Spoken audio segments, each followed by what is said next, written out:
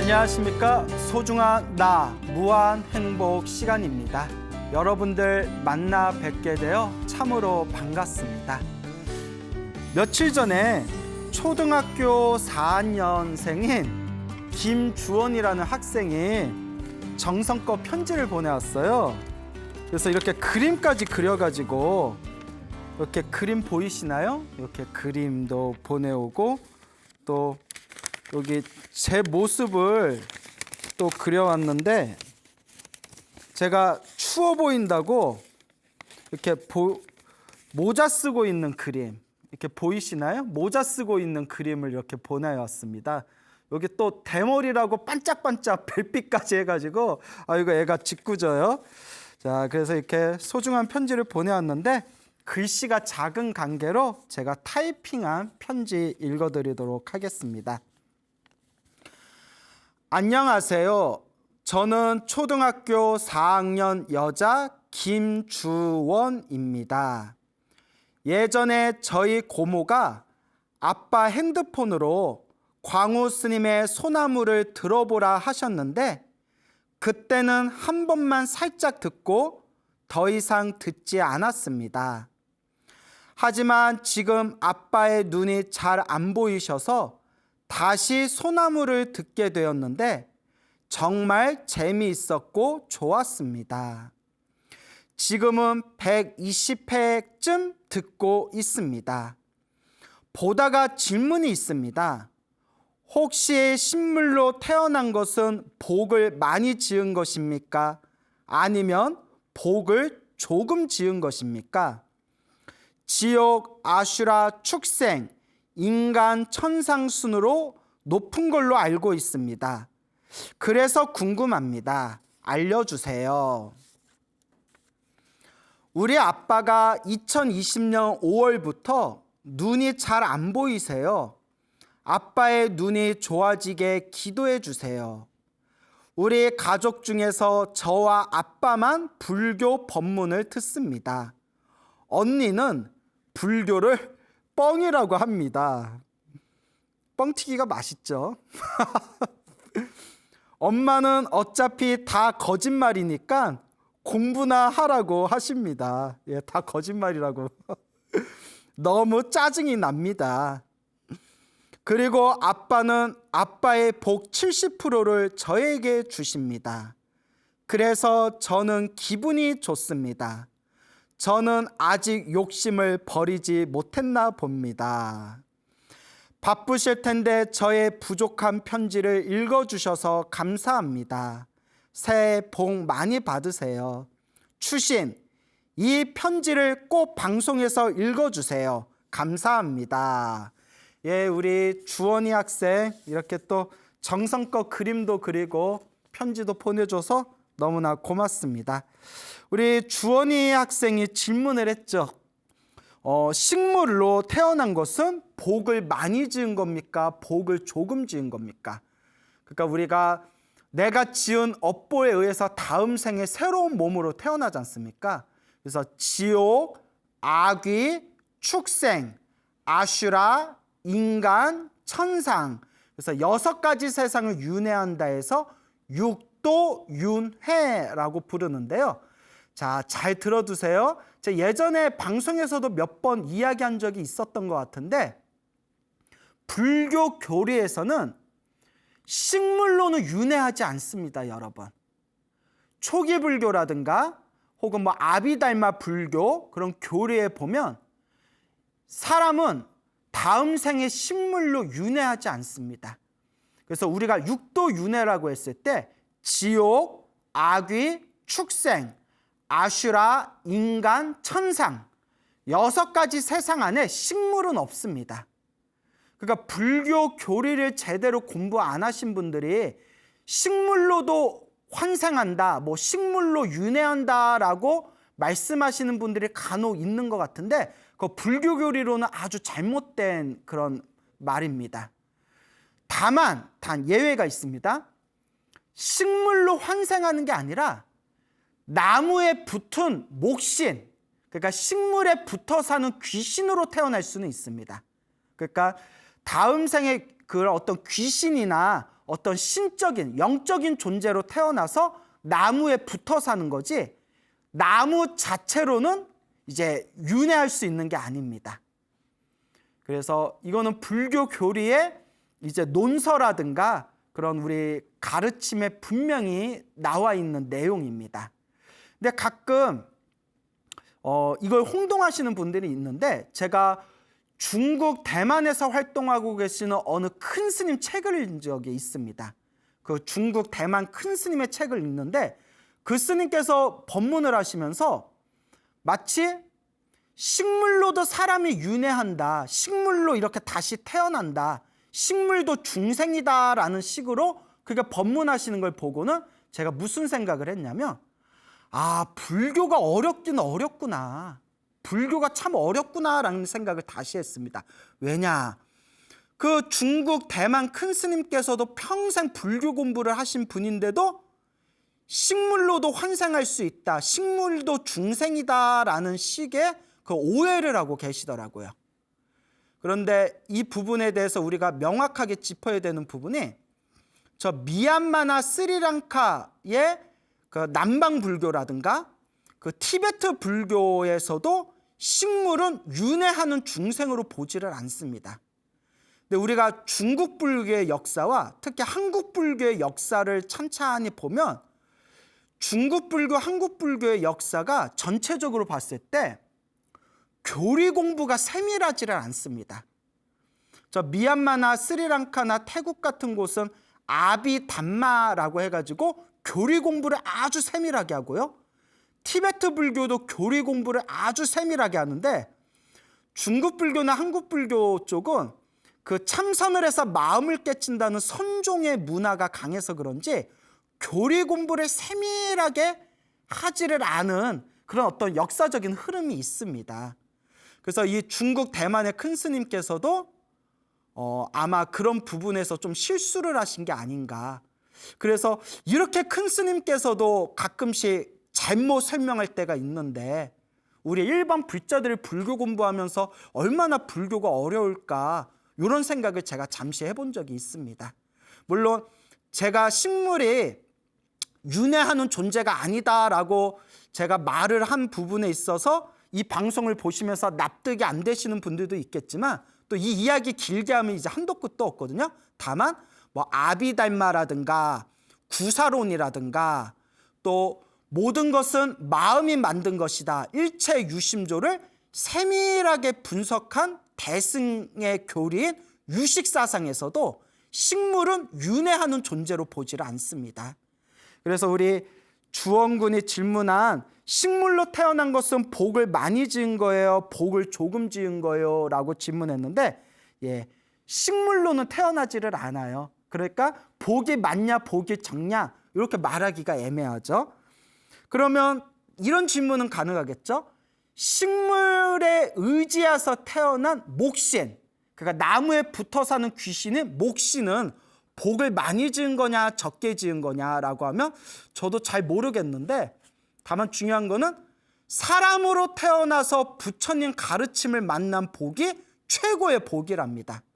그러니까 우리 주원이 학생이 이번 생에 사람으로 태어나서 그 어린 나이에 부처님의 법문을 듣는다는 것은 우리 주원이 학생이 정말 복이 많은 사람이다, 저는 이렇게 말씀드리고 싶네요. 자, 그리고 아빠가 눈이 점점 안 좋아지신다고 기도해 달라고 하셨는데 우리 아빠를 위해서 제가 기도를 올려드릴게요. 그래서 우리 주원이 아빠 되시는 분 빨리 건강히 쾌차하셨으면 좋겠고, 그리고 우리 주원이 학생도 아버지를 위해서 열심히 기도해 드리세요.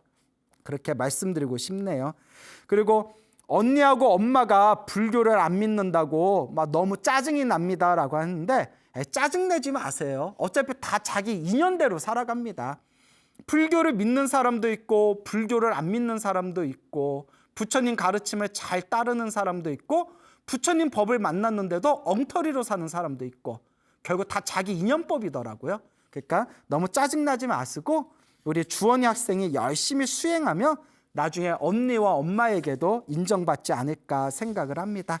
그래요. 이렇게 좋은 편지 보내준 우리 주원이 학생 너무 고맙고 우리 소원대로 방송에서 제가 읽어드렸습니다.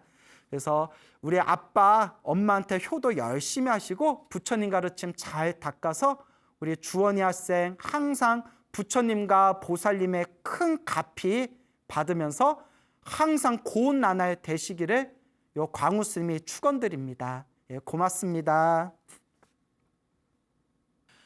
오늘도 여러분들께 재미난 이야기를 들려드릴까 합니다.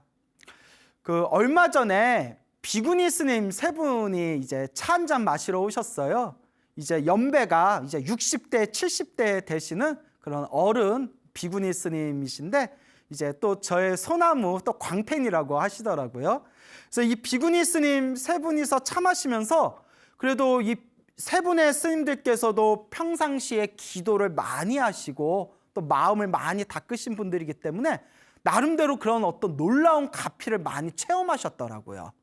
참 자기가 스스로 기도하고 자기가 스스로 수행하다 보면 분명히 이 불보살의 가피가 있구나. 정말 이 불법에 아주 오묘하고 심오한 맛이 있구나라는 것을 우리가 스스로 그것을 체험하고 그거 경험하게 되죠. 어떤 분이 저한테 이런 말씀 하시더라고요.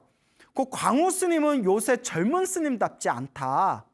그래서 이제 좋은 의미로 요새 젊은 스님답지 않다라고 하시길래 어떤 거요 했더니 요새 젊은 스님들은 기도라든가 가피라든가 뭐 인연법, 인과법이라든가 업보 얘기를 잘 안 하는데 광우 스님은 그런 옛날 노스님들이나 그 옛날 옛적에 노스님들이나 이렇게 하실 법한 법문을 굉장히 감칠맛 나게 그걸 굉장히 잘 요리를 해가지고 사람들한테 맛있게 그렇게 이야기를 전하는 것 같다. 이렇게 이제 덕담을 해주시면서 요새 스님답지 않다. 이런 말씀을 하시더라고요. 그래서 저는 많은 분들에게 제가 이런 얘기를 합니다. 기도를 내가 자신 있게 말할 수 있는 이유가 있다. 그것은 바로 내가 체험했기 때문이다. 내 본인이 체험했기 때문이다.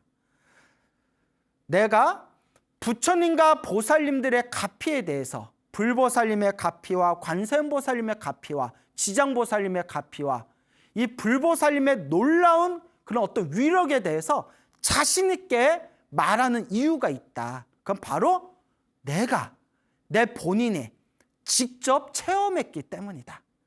자기가 맛을 본 사람은 자기가 체험한 사람은 부정할 수가 없습니다. 왜냐? 현실이거든요.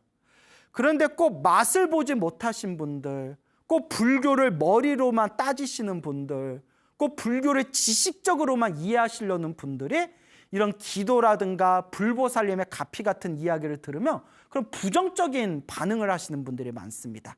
근데 여러분, 불보살 가피의 이 위력과 불보살 가피의 세계는 수많은 대승경전에 그대로 나와 있는 내용입니다.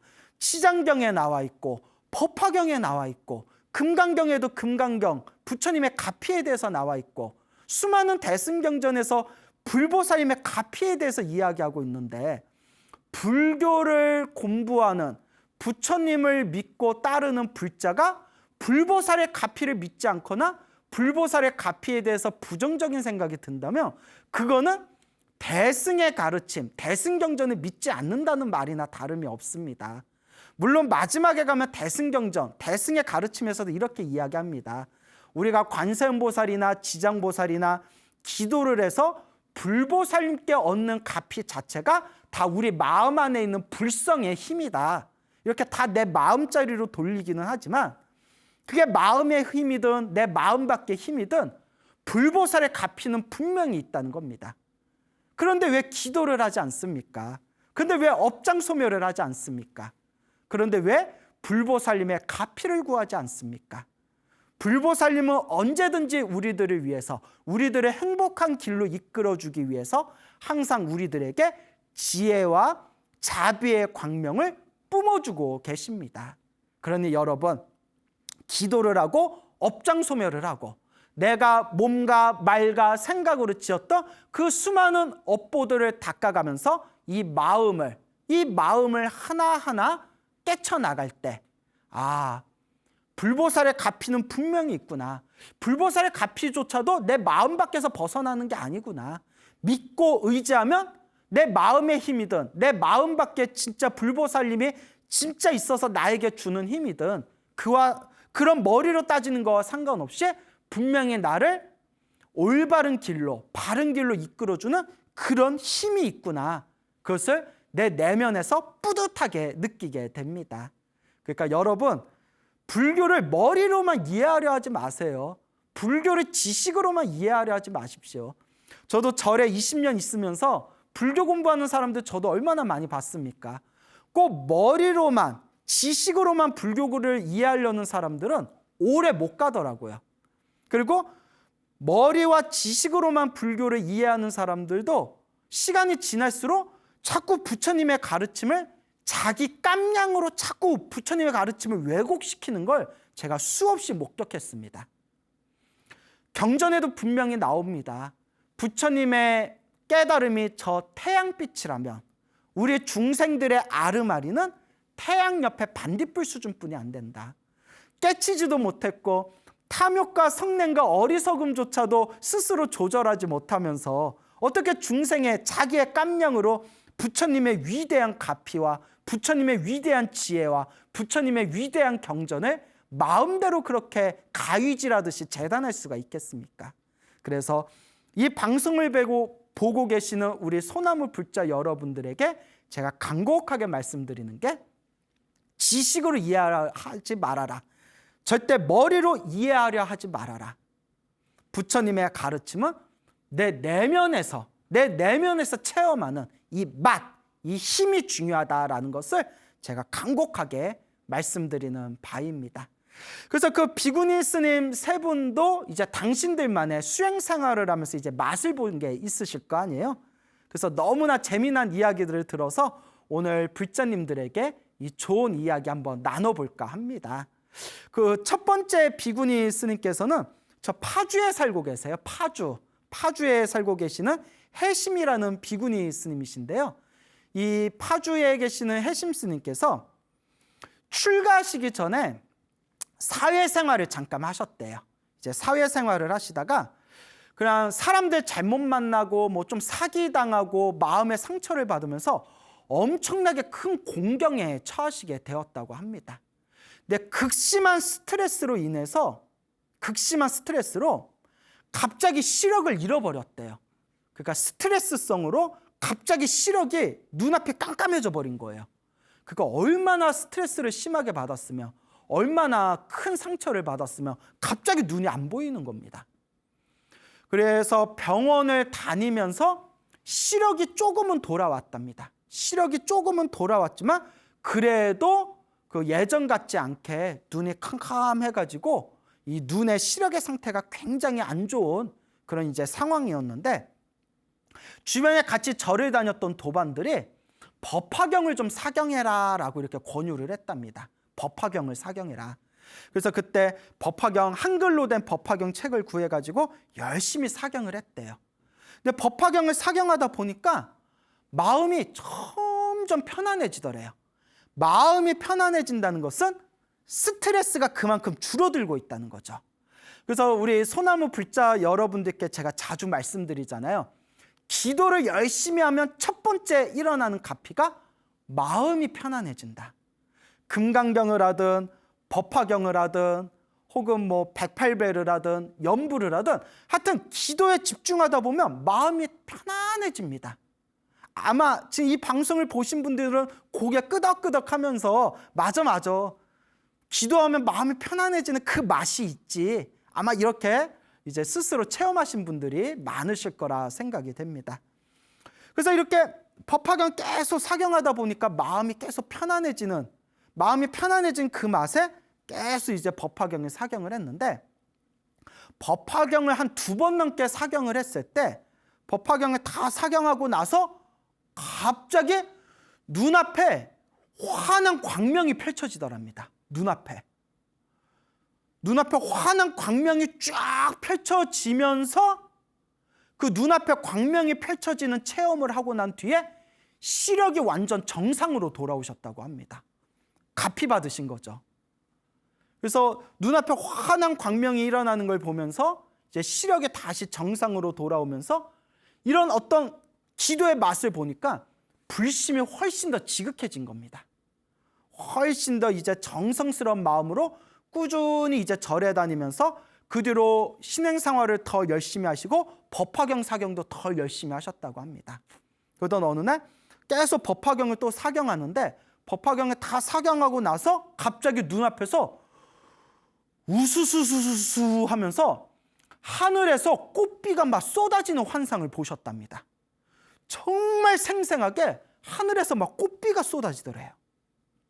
근데 우리가 경전을 보다 보면 부처님의 법을 설하시니 하늘에서 광명이 일어나고 눈앞에서 막 꽃비가 막 쏟아지고 하늘에서 음악 소리가 나고 갑자기 주변에서 한 번도 맡아보지 못했던 아주 그냥 그윽한 향기로운 그런 어떤 향냄새가 주변에 쫙 이렇게 펼쳐졌다. 뭐 이런 내용들이 경전에 보면 나오지 않습니까?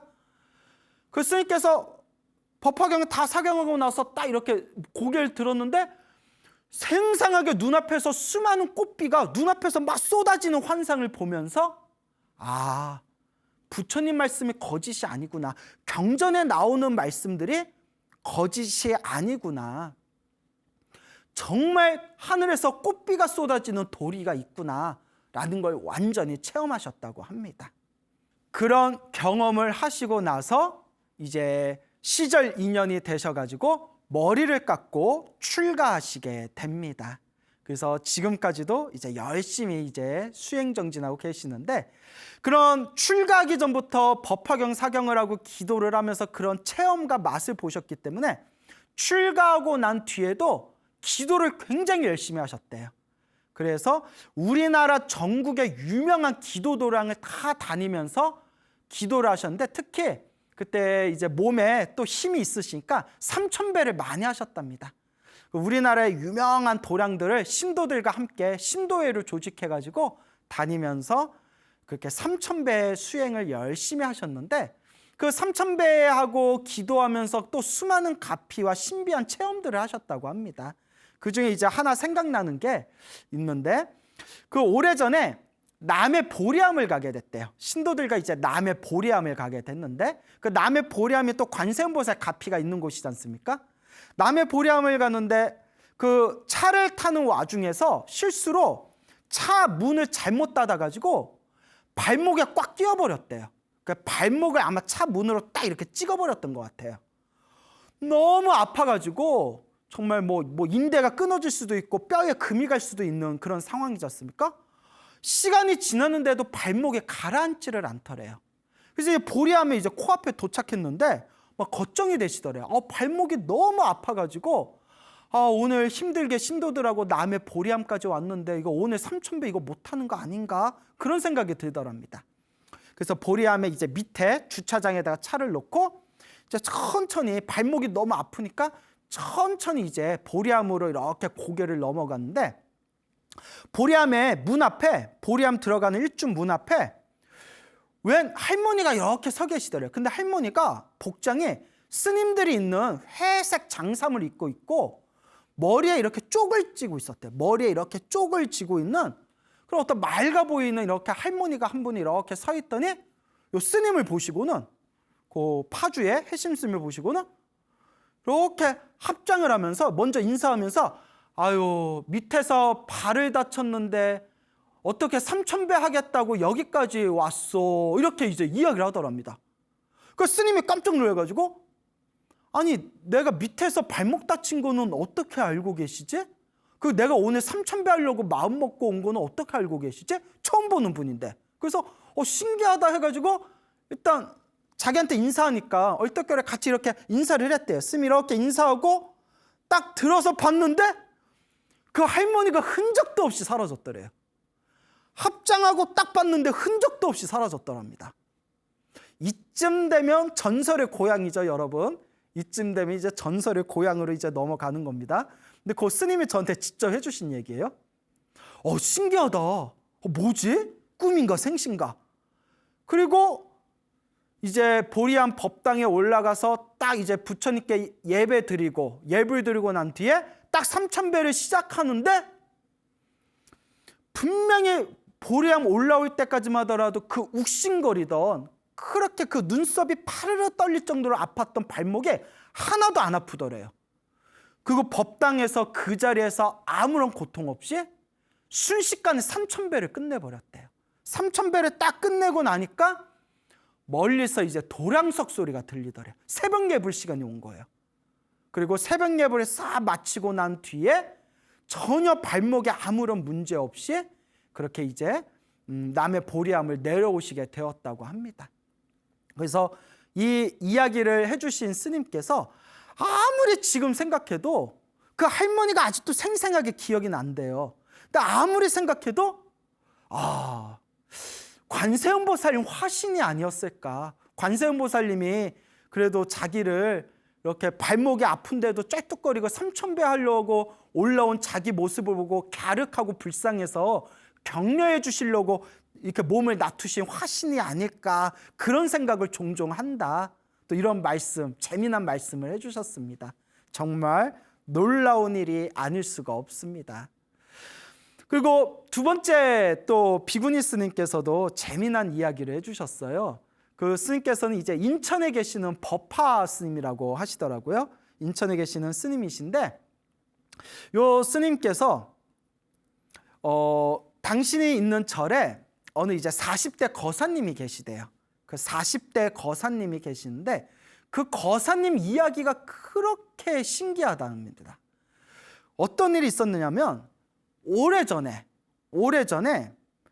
1월 달이면 굉장히 우리나라 추운 날이지 않습니까? 1월 달에 그날 영하 20도였다고 합니다. 영하 20도. 1월 달 영하 20도에 그 거사님이 갑자기 뇌졸중이 와가지고 그 자리에서 쓰러져 버리셨대요. 길바닥에. 인적이 드문 길바닥에 1월 달 영하 20도인 그런 기온에 갑자기 뇌졸중이 와서 쓰러져서 몇 시간 동안 방치돼 있었대요. 우리 같으면 아마 얼어 죽었을 겁니다. 저체온이라고 하죠. 저체온증으로 아마 얼어 죽었을 거예요. 그렇게 몇 시간 동안 쓰러져 있는 걸 정말 기적같이 지나가는 사람이 발견해가지고 응급실에 실려갔는데, 응급실에 갔지만 완전 혼수 상태에 빠져버렸대요. 그래서 의사들이 이렇게 보면서 가망이 없겠다. 그래서 가족들한테 마음의 준비를 해라. 깨어나기 힘들 것 같다. 깨어나기 힘들고 가망이 없을 것 같습니다. 그렇죠. 생각해 보세요. 영하 20도인 상태에서 땅바닥에 뇌졸중이 와가지고 몇 시간 동안 방치가 됐었는데 거기서 살아난다는 것은 정말 기적 같은 일이죠. 그런데 당연히 깼겠죠. 깨어났으니까 제가 지금 이야기하는 거겠죠, 여러분? 이러니까 긴장감이 하나도 없네요, 여러분. 그분이 이제 깨어나신 거예요. 그 거사님이 깨어나셨는데 그 거사님이 이제 말을 할 수가 있게 된 거예요. 의식을 차리고 이제 시간이 좀 지난 뒤에 이제 말도 조금씩 의사소통을 하게 되었는데, 의사들은 깜짝 놀라죠. 도저히 가망이 없는 줄 알았는데 사람이 의식이 돌아왔으니까. 근데 하시는 말씀이 몽고하니 그 혼수 상태에 빠졌을 때 생생한 꿈을 꿨대. 아주 생생한 꿈을 꿨는데 어떤 꿈이었냐면, 혼수 상태에 있었을 때 자기 팔도 없고 다리도 없는 상태에서, 팔과 다리가 다 사라진 상태에서 몸뚱아리만 남았는데, 이 몸뚱아리가 시커먼 진흙 같은 시커먼 물 속에 꼬르르르 이렇게 이제 잠기는 거예요. 빠져서 잠기는 거예요.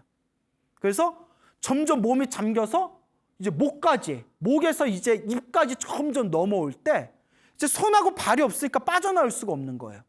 그때 자기가 살려주세요, 살려주세요 막 외쳤답니다.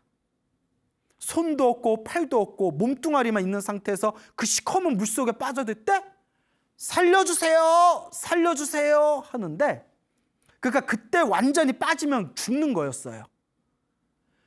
완전히 목구멍까지 빠지기 직전에 살려주세요 하는데 하얀색 옷을 입은 여자가 나타났대요. 하얀색 옷을 입은 여자. 백의의 천사. 여러분 이제 소나무 보셔서 알겠지만 하얀색 옷을 입은 여자 하면 이제 딱 누가 떠오르죠? 그렇죠. 관세음보살. 흰 옷을 입고 계시는 백의관음, 백의 관세음보살. 하얀 옷을 입은 여자가 싹 나타나더니 자기를 이렇게 건져주더래요. 자기를 싹 건져주면서 안전한 곳에 자기를 딱 놔주는 순간 의식이 딱 하고 돌아왔다는 거예요. 그 거사님이 직접 이야기하신 거래요. 그래서 이제 재활치료를 받는데 의사들이 의식이 깨어난 것만도 기적이다. 몸 상태가 원래대로 돌아오지 못할 거다. 그냥 재활치료 열심히 받아서 지금보다 몸 상태가 나빠지지 않는 것만 해도 기적일 것이다 라고 했는데 결과론적으로는 지금 몸이 완전히 정상이 되셨대요. 몸이 완전히 정상이 되어서 지금 아주 건강하게 잘 지내고 계신다고 합니다. 정말 기적 같은 일이라고 합니다. 그런데 이 거사님이 자기가 한번 이런 체험을 하고 났더니 불심이 아주 깊으셔가지고 항상 이제 부처님 은혜를 갖는 마음으로 이렇게 절에 다니시는데 스님보다 더 스님같이 생활하신대요. 아주 그렇게 순수한 마음을 가지고 정말 지극한 불심으로 지금 잘 건강하게 잘 지내고 계신다고 합니다. 그 사람이 한번 이런 거 경험하면 정말 사람의 일생일대 자기 사고방식이 싹 바뀌게 되거든요. 그래서 또 그런 신비한 체험을 하신 거사님의 또 이야기가 있습니다. 그러니까 정말 이런 어떤 놀라운 일들은 뭐 우리가 흔히 전설의 고향이나 옛날 뭐 이야기 속으로 같은 그런 프로들에서나 볼 수 있었던 이런 내용들이 우리 주변에 굉장히 많아요. 실제로 체험하고 실제로 자기가 맛을 보고 실제로 자기가 경험하신 분들이 굉장히 많습니다. 이 소나무라는 프로그램이 거의 뭐 5년 가까이 꾸준히 이제 진행이 되다 보니까 주변에 많은 불자님들이 저를 향해서 이런 말씀을 하세요. 스님, 저는 소나무에 나오는 그 가피를 100% 믿습니다. 왜냐하면 저도 경험했기 때문입니다. 저희도 경험했습니다. 저의 아들도 경험했습니다. 저의 어머님도 경험했습니다. 그렇게 실제로 가피를 받은 분들이 굉장히 많습니다. 그러니까 여러분, 힘들고 괴롭고 답답할 때 기도하세요. 간절하게 불보살님의 가피를 청하시기 바랍니다. 물론 열심히 기도했는데도 일이 잘 안 풀릴 때가 있어요. 솔직히 있습니다. 막말로 기도했다고 모든 소원이 성취되면 지금 우리가 이렇게 힘들게 살 사람이 누가 있겠습니까? 근데 아무리 기도해도 더디고 힘들고 일이 잘 안 풀리고 열심히 기도했는데도 안 좋은 일이 생길 때가 있습니다. 하지만 소나무를 통해서 여러분들에게 제가 수없이 말씀드렸죠. 좋은 일도 나쁜 일도 다 내가 지은 업이고 전생에 복을 많이 지은 사람들은 기도 효과를 빨리 보기도 하지만 전생에 지어놓은 복이 부족하고 박복한 사람들은 기도를 열심히 해도 효과가 더디게 나타난다. 그러니 지금 효과가 있냐 없냐에 집착하지 말고 그저 마음을 닦고 선업을 닦는 마음으로 꾸준하게 닦아 나갈 뿐이다. 기도를 열심히 하고 복을 지었는데도 나쁜 일이 생긴 것은 내가 크게 받아야 할 큰 업보가 있었는데 나쁜 일이 생긴 걸로 크게 받을 업을 작게 받은 것이다.